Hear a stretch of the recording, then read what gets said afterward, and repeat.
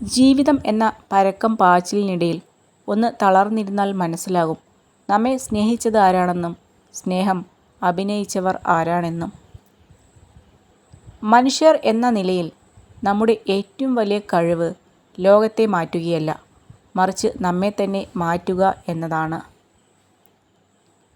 ഒരുപാടങ്ങ് തളർന്നു പോകുന്ന സാഹചര്യങ്ങളിൽ വാക്കുകൾ കൊണ്ടുപോലും ആശ്വസിപ്പിക്കാൻ ആരും കടന്നു വന്നെന്ന് വരില്ല. എങ്കിലും നാം കാണുന്ന നമ്മിലെ അഗ്നിയുടെ വെളിച്ചത്തിൽ നാം പൊരുതണം. ജയിക്കേണ്ടത് നമ്മുടെ മാത്രം ആവശ്യമാണ്. പുറകോട്ട് നോക്കി സങ്കടപ്പെടരുത്. കാരണം നമുക്ക് സഞ്ചരിക്കാനുള്ളത് മുന്നോട്ടാണ്. വിട്ടുനിൽക്കുക. സമയം കളയുന്ന കാര്യങ്ങളിൽ നിന്നും, ആരോഗ്യം നശിപ്പിക്കുന്ന പ്രവർത്തനങ്ങളിൽ നിന്നും, സമാധാനം ഇല്ലാതാക്കുന്ന ബന്ധങ്ങളിൽ നിന്നും.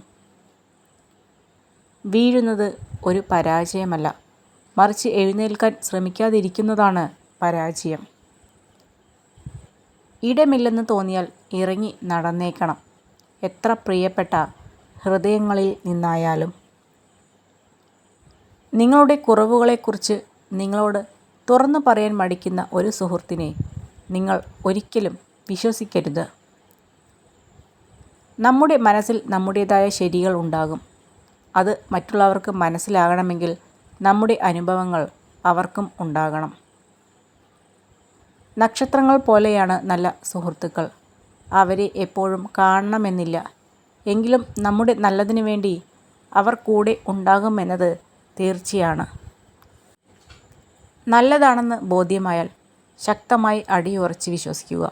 എങ്കിൽ താൽപ്പര്യങ്ങൾക്ക് വേണ്ടി മാത്രം നമ്മളെ സമീപിക്കുന്നവർക്ക് മുന്നിൽ വിജയിക്കുവാൻ സാധിക്കും.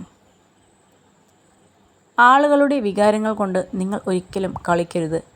അത് കളിയാണെന്ന് അറിഞ്ഞാൽ പിന്നെ അവരെ നിങ്ങൾക്കൊരിക്കലും തിരിച്ചു കിട്ടി എന്ന് വരില്ല. എപ്പോഴും വേദനിക്കുന്ന ഹൃദയം പെട്ടെന്നൊന്നും തകരില്ല. എല്ലാ ദുഃഖങ്ങളെയും അതിജീവിക്കാൻ അത് കരുത്ത് നേടിയിരിക്കും. അതുകൊണ്ടാണ് ജീവിതത്തിൽ ഒരുപാട് വേദനകൾ ഉണ്ടായിട്ടും ഒരുപാട് പേർ ഇന്നും പുഞ്ചിരിയോടെ ജീവിക്കുന്നത്.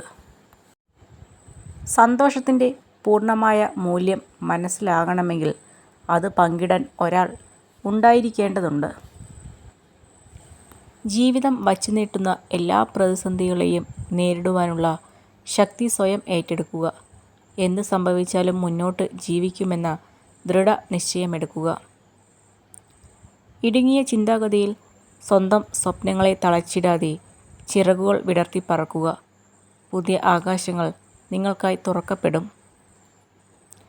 മറ്റുള്ളവരെക്കുറിച്ച് താഴ്ത്തി സംസാരിക്കുന്നതിന് മുൻപ് നമ്മൾ എവിടെ നിന്നാണ് വന്നത് എന്നും ഏതവസ്ഥയിലാണ് നമ്മൾ ഉണ്ടായിരുന്നതെന്നും നമ്മൾ എപ്പോഴും ഓർക്കണം. ആരെയെങ്കിലും സഹായിക്കാൻ ഒരു അവസരം കിട്ടിയാൽ നല്ല മനസ്സോടെ സഹായിക്കുക.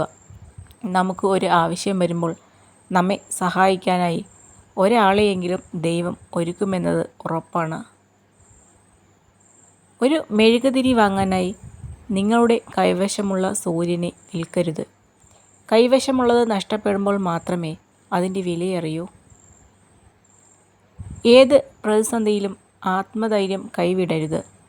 നിങ്ങളെ സഹായിക്കാൻ എവിടെ നിന്നെങ്കിലും ഒരു സഹായഹസ്തം എത്തുക തന്നെ ചെയ്യും. ആരോടും പറയാത്ത കാര്യങ്ങൾ വരെ ചിലരോട് പറയുന്നത് നമുക്കവരെ ഇഷ്ടമുള്ളത് കൊണ്ട് മാത്രമല്ല, മറ്റാരേക്കാളും നമ്മളെ അവർ മനസ്സിലാക്കുമെന്ന് കരുതിയിട്ട് കൂടിയാണ്.